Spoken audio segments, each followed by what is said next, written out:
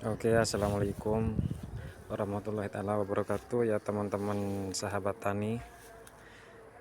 Ini kita lagi ke kebun jagung ya, ke tanaman jagung kita. Alhamdulillah sudah tua, udah mulai menguning. Tinggal nunggu keringnya saja itu, teman-teman. Buahnya seperti itu.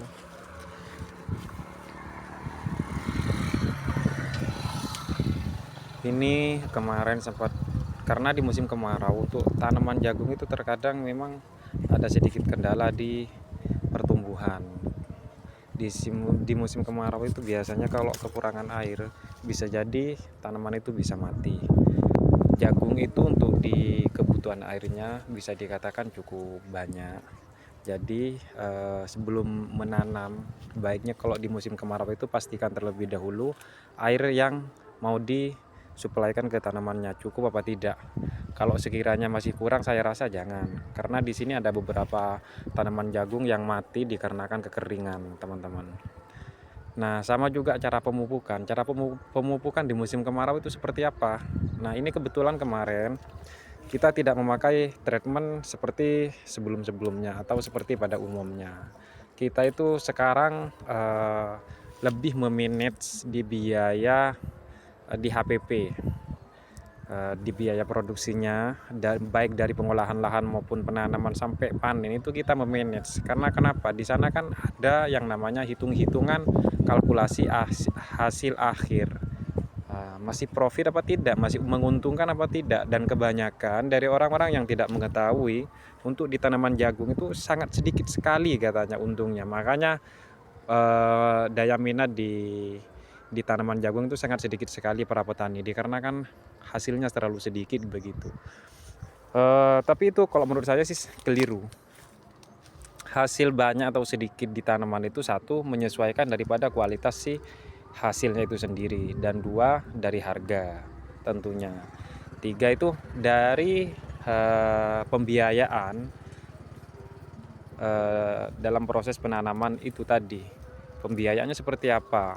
Ya kalau pembiayaannya ataupun cara perawatannya, kalau bahasanya kita tuh jor-joran, tidak ada speedometernya, ya memang teman-teman bisa juga bukan bisa minim hasilnya, tapi bisa juga eh, kosong-kosong, bisa juga rugi gitu. Jadi tergantung bagaimana kita memanajemen daripada HPP itu tadi, supaya tidak terlalu banyak biaya kos untuk yang dikeluarkan. Nah, kebetulan kemarin itu kita memakai pupuk granulnya atau pupuk kimia sintetisnya itu dari sebelumnya tuh kita dipotong 50%. Dipotong 50%. Biasanya untuk di lahan luas 3000 meter persegi ini kita menghabiskan anggaplah dua sak atau 3 sak. Itu dari 2 sak itu kita potong menjadi 1 sak. Gantinya itu kita ganti dengan pupuk biobom. Karena biar bagaimanapun biasanya kan kita memakai urea lah atau Monska gitu. Nah, sedangkan kita waktu itu menghitung daripada kandungan dan juga daya serap dari tanaman itu sendiri. Ternyata ketika ada yang lebih minim atau yang lebih murah, kenapa enggak? Lalu di situ cobalah diterapkan ke jagung. Ternyata hasilnya luar biasa dan biayanya cukup minim memakai biobom. Karena kenapa? Tanaman itu sendiri begini teman-teman, atau jagung ini sebetulnya nggak cuma hanya butuh unsur ento. Kalau urea itu kan zat tunggal ya, nitrogen atau ponska itu hanya 3 unsur kalau nggak salah. Jadi sedangkan tanaman ini mempunyai daya serap dari masing-masing, apun daya produksi baik batang maupun daun itu masing-masing zat itu sebetulnya diperlukan, kayak makro dan mikronya.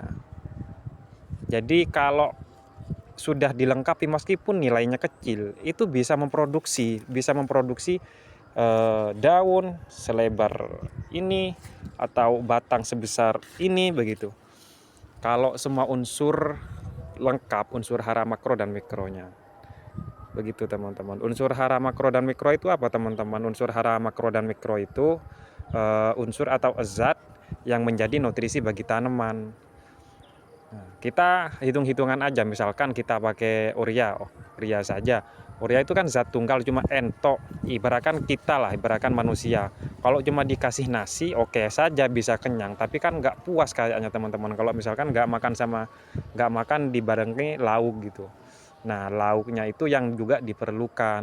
Terkadang juga petani salah kaprah. Yang penting pupuk bisa tinggi atau bisa hijau, enggak juga. Untuk memproduksi buahnya apa? Zat apa? Untuk memproduksi batangnya zat apa? Untuk memproduksi daunnya zat apa? Untuk menjaga metabolismenya zat apa? Begitu teman-teman. Jadi makanya kita itu memakai itu tadi untuk memanage biobom.